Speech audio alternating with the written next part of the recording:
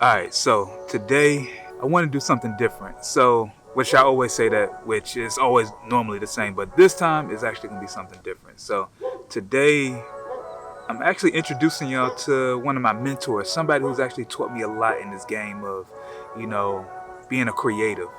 Somebody who's actually taught me how to scale a business, which is something I'm working on right now. So, let's go ahead and meet this guy. He's trash personally, but overall he's a pretty decent guy. So, let's meet him.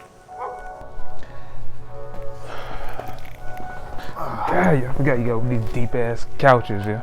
Man, look, it's comfortable though, bro. That is true. See? What's going on, people? This is Shy Harris, and today I got this guy right here. So, for the people that don't know him, this is Patrick James. He's actually one of the people that I've actually learned a lot from. I would call him a mentor, but I feel like that would be kind of hyping him up way too much. He don't really deserve all that. You right, I don't. Yeah. So, but what Patrick has actually taught me, he's taught me, about, building a company. He's actually had his company, Creative Impressions, for how long? 6 years now. 6 years. Even though he always wants to quit and say, you know what, he ain't doing this no more. He always, end up scaling and doing a lot of big stuff. Like he shoots weddings probably like every week, 3 weddings a weekend and stuff like that. But the way he's actually built up a team of people and actually was able to outsource a lot of stuff is kind of the thing that I actually looked up to the most. So you won't really get burnt out. You just, pass it along, dish it to, other people. So you ain't really got to worry about that. So I guess we can talk to him about his trash ass life, his weak ass ankles, and all that good stuff. So, how'd you actually get started with everything you got going on, man? With photography and all that? Photography is simple, man. I bought a camera to take pictures of my daughter, and I became one of them guys that don't take pictures of my daughter. But yeah, I got the camera, Canon T4i to take pictures of her. Went in half with one of my best friends, and You went half on the camera? yeah, we went half on the camera, man. Sounds I feel like that doesn't work. Being the fact that she's in Northern Virginia in D.C. and then I'm here, we went half on the camera, and then I ended up buying her out of the camera. So Okay. paying her for it and then holding on to it, man. And pretty much, I had a friend of mine. She already did her wedding ceremony, but she wanted to do a reception here. She asked us to step in and do some pictures for her. And I was like, man, I don't know nothing about this. She was like, I'll pay you $400. Let me go buy some more gear, but we gonna make it happen. So yeah, I ended up buying more gear. And that was your first gig making That was $400. my first gig ever. So did you like that? Because I feel like everybody's first gig is probably like shooting some type of event. It's that step in, man. So it's literally like that first time of being able to see what you can do. So literally, I grabbed that camera. I brought a camera for my fiance Sasha. We went to work, brought some lights. We went to work on that wedding. She loved the pictures. So starting out, how did you know like what you should be charging? Because a lot of people will, say like, "Hey, I'm just picking up a camera. How much should I charge for this or X, Y, and Z?" So how did you know like, all right, starting off, this is the number that I'm comfortable with? I mean, even with that, man, it took time. Like I said, I started out $400 was that first wedding. Yeah. From then, I was charging like 600 for 8 hours, 600 for 8 hours, unlimited pictures, this, and That sounds like a lot. it was a lot, man. And then over time, you start to realize, your hard costs, your soft costs. This is how much that I want to get paid per hour. This is how much I'm worth. Mm-hmm. And me personally, I tell people I'm not the best photographer out, but if I shoot your wedding, you're gonna have an amazing time with me because I'm gonna look out for you, and that experience itself is worth a lot. He do be out here doing the Cupid Shuffle, doing the weddings, and hand dance with somebody's Well, Mima auntie, and whatnot. all the Yeah. time, man. That's part of it. But when you see them pictures and Mima and auntie got that huge smile on their face, you'll be like, oh, I see why he did it. What do you feel like is like the average rate for a photographer, or let's say wedding photographer? Okay. We're gonna say basic 6 hour shoot. Basic 6 hour, man. You're gonna be looking to pay around 15 to 2,500, and that's basic 6 hours. Okay. And again, it depends on the experience of the photographer, things like that. Like me, I'm a little bit above that, but that's because I come with extra Right. stuff. But for the most part, like I said, you can go find a photographer here for 500, 600. Granted, they're starting out. You know, they may be overworking themselves. They don't know that yet, but they will find out. And then when you get into And you can't shoot this stuff by yourself either. Like, yeah, no. yeah. And like I said, from day one, I've always been shooting with a second shooter. My fiance has been my second shooter. We keep it in the family for two reasons. One, she gets the experience. I don't have to pay another photographer out of pocket, so all the money stays in the house when it comes to that point. Yeah. That's a smart business right there. It is, man. If you have a business out here with your loved one or whatever, man, run it. My sister does our photo booth. My mom does our books. Everything is in the family. Yeah. Even I got an 8-year-old son and a 6-year-old daughter. They have cameras. You go on photo shoots and they know how to. Oh, there she is. When did you know? I'm gonna talk about like scaling the business. When did you know that you couldn't do this alone? And what was the kind of steps to kind of get it from just you or you and your fiance to say, what, we need to kind of bring in other people to kind of do certain things? I mean, that is when business started picking up, man.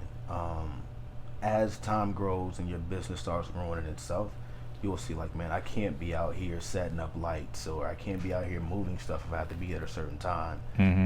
Let's bring in somebody, let's pay them, let's get assistants, let's get my mentees. Right. They come in, they want to help, and it's simple stuff like somebody wants to come out to a wedding. All right, that's simple. If you're just moving stuff, $10 an hour. All you have to do is move and carry lights for me. Yeah. That's it. But you start to see you can get more time doing what you need to do as far as taking pictures when you have an assistant. Because that person now, if you need to get something, say you forgot a lens or you need a light or you need some shadows or something, you can get them to help you out. You can get more creative and create better content for your clients when you have people with you. If you're shooting a wedding while I'm doing formal pictures, I can have my second shooter doing details. Right. That's something I don't have to worry about. So it's not bad to actually pay somebody to assist you with the wedding, because it takes the pressure off of you to get everything you have to get. And like I said, for like the first couple weddings, it was just me and my fiance, all gear, and like he says, Pelican cases. So we had to get there 2 hours early, set up lights, get cameras ready, get the venue set for where we want scout locations, and then go shoot. Yeah. And we may miss something. You're definitely gonna miss something. Yeah. But when you have a team with you, you can rely on that team. Like I have a couple guys that literally they just move my stuff for me. Those are like my family, and that's it. Once again, that's another humble brag. See, I'm just saying, man. I make sure everybody eats. That's the thing. But with that, you also got people that you said that just edit your photos too. I mean, I wanted to save time, man. I mean, like I said, I have a family. Anybody to tell you doing pictures or shooting weddings is like college homework or high school homework. For 1 hour of shooting, it's 3 to 4 hours of editing for that. So if I shoot an 8-hour wedding, you're looking at 24 to 32 hours of editing to get that back to the client. Right. And nobody's gonna do it in a full day. It's not. Especially not a detailed job. So yeah, and I mean at that point, you start to balance. Like it got to a point, like he told you, I wanted to quit multiple times, and that was because He's quit at least 3 times this year. Twice this year. It's about 3 times. Once last year. But this interview has been super serious, so now we're about to get it a little unserious. So let me get in front of the light, because I need a light. So now we actually about to do some rapid fire question and answer. So first question is, let's make it good. Where did you lose your virginity at? Mom, don't watch this. I was with my cousins one time. We were over in Chesapeake at some chick house that was given to me by... Given to you? Given to me. My cousin gave me We gotta cut that out. We gotta cut that out. That just sounds problematic. My cousin gave me this girl phone number. Me and my other cousins went over there with her friends, and we ended up in the back trailer. So this guy just said the back trailer. They had a trailer in the back of the crib, like in their house. They had an actual like RV in the back of their joint. We're gonna go to the next question.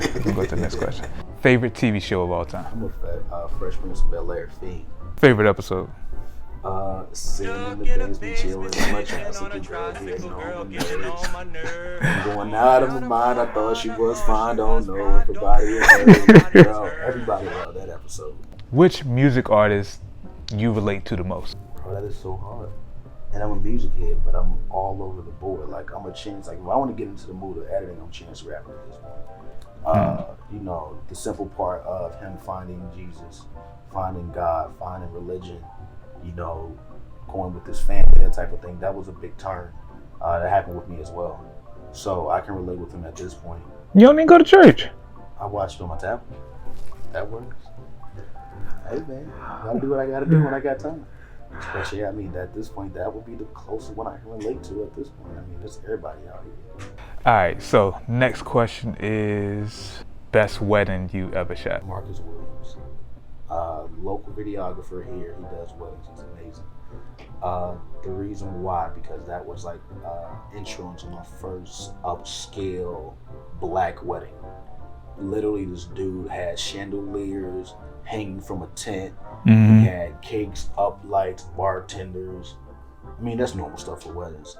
But when you got videographers at your joint running jibs, Yeah. and you have cameras on RC cars, drones being flown, you're at, I can't think of the places over in Suffolk, but yeah, $1 million mansions having your wedding. The Double R Ranch. Double R Ranch. Yeah. Yeah, and that's where we were at, man. It was amazing. This is my single whole question. When was the last time you had a great time? Man, you know what's bad? The last time I had a great time. It's gonna sound crazy, something in the water, man. That was a great time. That was a great time. Mm-hmm. We were doing some stuff, you know, sneaking into places we weren't supposed to be. But it didn't matter because I wouldn't have got in trouble no way. I always call my brother when I'm in trouble and he make that go away. But yeah, man, I mean, it was just chilling out on the beach. Once again, that's some more drug talk. But yeah, just chilling on the beach, man, friends and family. I had my lady with me. You know, it was her birthday weekend. Got to have fun for her. I had like some of my closest friends around. Concert, like literally Something in the Water version 1. Yeah. Amazing experience. If you weren't there, I'm sorry. It's never gonna be like that again. Never. You can't. It's nothing that you can top at this point. I don't care who you get. Just to have that experience and to be around my friends and family, man. That was the last time. I don't take vacations. I don't go anywhere. I don't travel. So even being home, that was an amazing time. That was the last great time that I had. The last thing we can do is just pretty much just run and see what's in your camera bag, man. So I know I don't need all of them. I know you got like 20 camera bags, so I gotta go get it, man, because it's spread out right now. just need one. Need one? Well, Yeah. I got the gear spread out. I got gear in the car. I got gear upstairs. All depends on what you're looking for, but Just need what's your on the move camera bag, yeah.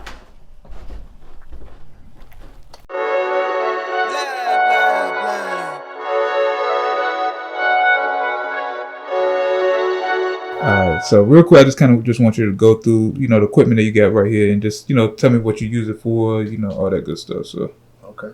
I mean, it's pretty simple, man. I'm a prime shooter, so for the most part, I'm shooting full frame.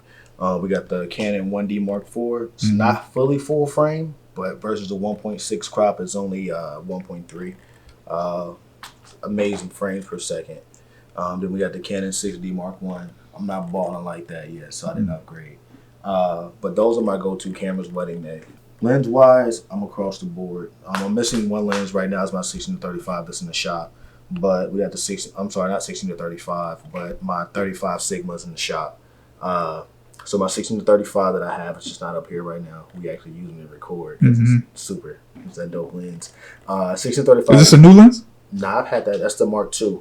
That's probably about 6 years old. 16-35 is my walk around lens during ceremonies. Don't worry about that. I don't know what that was. Just throwing it back. 16-35 is the walk around lens during receptions. With that, and I have somebody carrying a light for me. We get like those super wide, dope dance shots. The 85 and the 35 are usually my go-to lenses, just for ceremony, prep pictures, stuff like that. The 50 is also a go-to lens if I need it. You can hold it up or something. But the 50, I usually don't use it too much, but I have it in the arsenal. This right here, this is my baby. This is the Canon 100mm macro 2.8 L lens. And that's what you use for all the detail shots. Yeah, that's my detail shots. If anybody's out there, even if you're doing portraiture and you're doing beauty, this is the lens that you're going to need. If you want to go prime, even Zoom shooters will tell you that, man. It's super crisp, super clear. detail, like fine hairs can be shown with this lens. And then this is also my baby right here. This is the Canon 135 f2.0L. The compression rate on that is amazing, especially when you're doing portrait. It literally takes that background and makes it like smooth. Keeps the client themselves completely in focus and all that. And then usually we're using a 3-light system. I didn't bring the big sister out, but these are the 2 kids we got. Flashpoint 8200, same thing as Godox or whatever company you go for. It's all the same thing. But 8200s, I'll put those up for reception shots for lighting. I do have an AD400 Pro that I use with the Octabox for portrait sides, just because of the power. And then this is the little baby. This is the Canon, not even Canon. This is just the iPad Pro. Is it the little baby or This is the little the baby. baby? This is the little baby. Oh, okay. I got a bigger one. I got the 12.9 that I also use for some other stuff for another part of the business. But this is one when I'm using the 6D and I want to check out pictures, or I'm doing detailed shots or room shots, and I want to be able to see what it looks like instantly. I connect that up to the 6D and we're good to go.